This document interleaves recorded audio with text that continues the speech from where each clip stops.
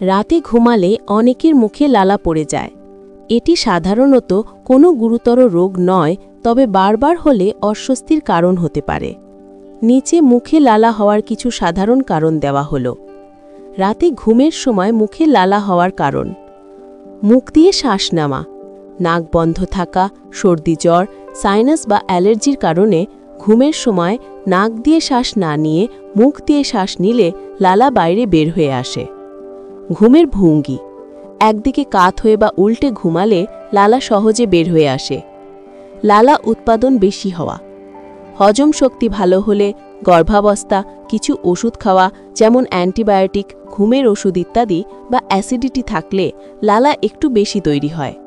স্নায়বিক সমস্যা: খুব কম ক্ষেত্রে মস্তিষ্ক বা স্নায়ুর অসুখ যেমন পার্কিনসন্স ডিজিজ বা স্ট্রোক ইত্যাদি এর কারণে মুখের পেশি নিয়ন্ত্রণ ঠিকমতো না হওয়ায় লালা বের হয়।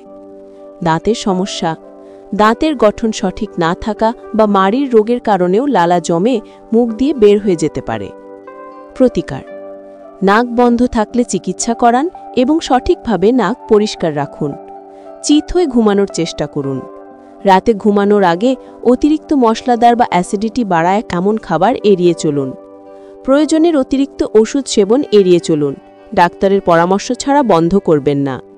সমস্যা দীর্ঘদিন ধরে থাকলে চিকিৎসকের পরামর্শ নিন। সাধারণত এটি ক্ষতিকর নয়, তবে বারবার হলে অন্য কোনো শারীরিক সমস্যার ইঙ্গিত হতে পারে।